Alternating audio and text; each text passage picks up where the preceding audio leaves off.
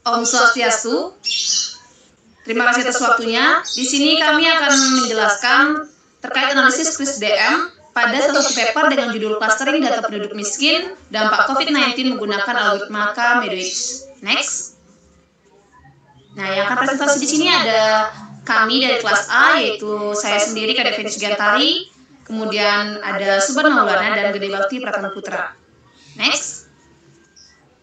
Nah, seperti yang diketahui, QuizDM atau Cross Industry Standard Process for Data Mining ini merupakan salah satu metodologi proses yang dipergunakan untuk menyelesaikan masalah-masalah pada data mining.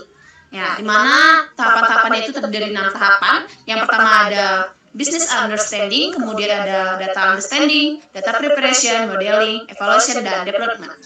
Untuk lebih jelasnya terkait analisis QuizDM akan dijelaskan oleh teman saya.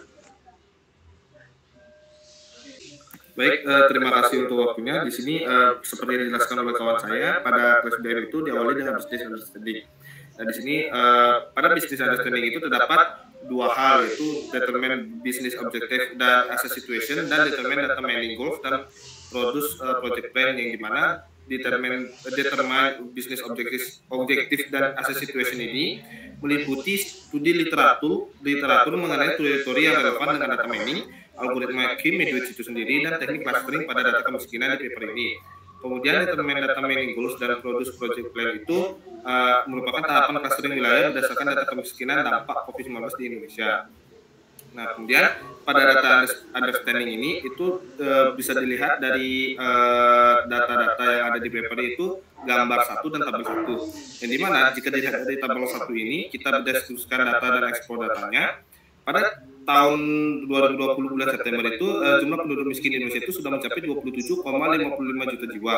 Ya, jika dibandingkan dengan bulan Maret 2020 dan bulan September 2019 itu meningkat sebesar 1,13 juta jiwa dan sebesar 2,76 juta jiwa. Untuk persentasenya itu pada bulan September 2020 itu tercatat sebesar 10,19%, yang dimana itu meningkat 0,41 persen poin pada bulan Maret 2020 dan meningkat 0,97 persen poin terhadap bulan September 2019. Jika dilihat dari wilayah tempat tinggal, antara bulan Maret dan bulan September di 2020 itu penduduk miskin di perkotaan itu meningkat sebanyak 876,5 ribu penduduk, sedangkan pada pedesaan itu meningkat 249,1 ribu penduduk.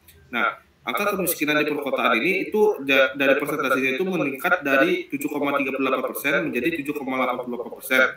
Sementara di bagian pedesaan itu proporsi ini meningkat dari 12,82% itu menjadi 13,20%. Nah, untuk slide selanjutnya akan dijelaskan oleh kawan saya.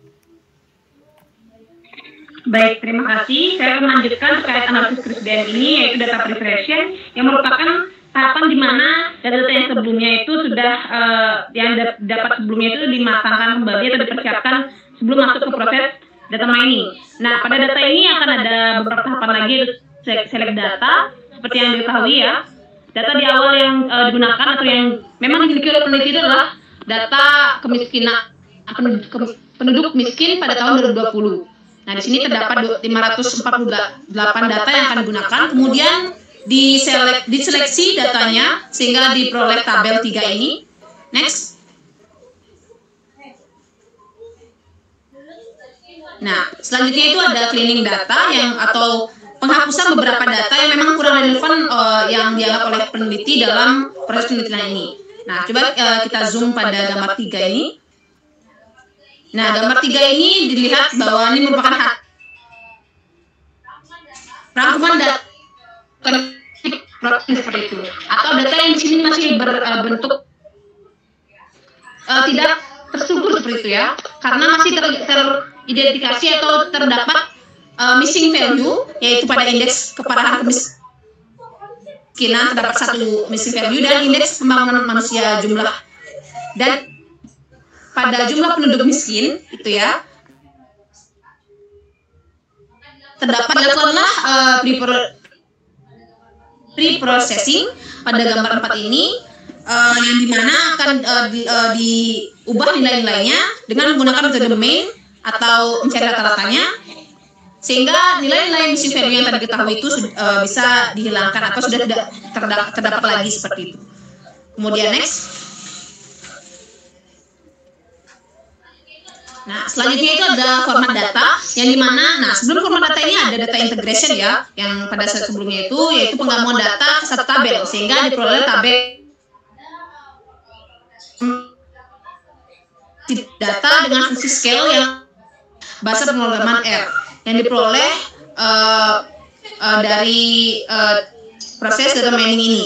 Kemudian tahap selanjutnya adalah modeling, yaitu merupakan tahapan yang dimana data mining sudah mulai dilakukan atau mulai dibentuk modelnya.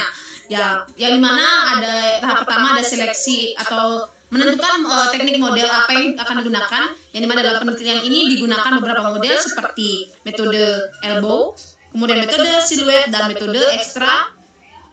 Maksud saya ada metode faktor ekstra. Nah, seperti pada generate text design atau pada diagram ini ya, diperoleh gambar 6 ini merupakan hasil dari model dengan menggunakan metode elbow. Kemudian gambar 7 ini merupakan hasil dari model dengan menggunakan metode siluet, dan yang terakhir ada gambar 8 yaitu hasil model faktor ekstra. Next. Nah, yang tahap terakhir tahap model membangun modelnya, yaitu di sini menggunakan fungsi PAM yang dimana merupakan salah satu juga fungsi dalam bahasa pemrograman R, yang dimana jumlah K yang diketahui itu tidak bisa ditentukan sendiri, melainkan dari sistemnya langsung yang menentukan, sehingga diketahuilah jumlah klaster yang optimal dalam algoritma K-metode ini sejumlah 2 klaster yang sudah akan otomatis menjadi akses modelnya. Untuk selanjutnya akan dijelaskan oleh teman saya. Baik, terima kasih atas waktunya. Di sini saya akan menjelaskan tentang evaluation. Nah, di evaluation terdapat 3 langkah, yaitu evaluation result, review process, dan juga next step-nya. Nah, di sini kita bisa lihat untuk evaluation result, Subhan bisa di zoom. Oke, di sini peneliti menggunakan format tabel untuk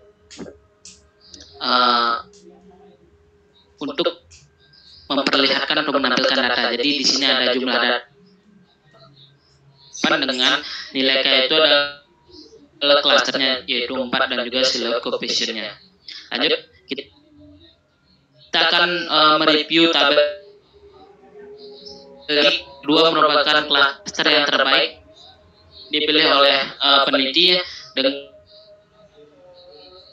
nilai siluet kurang atau mendekati dari 1. Nah, sebagai kriteria untuk penggunaan klaster terbaik seperti itu.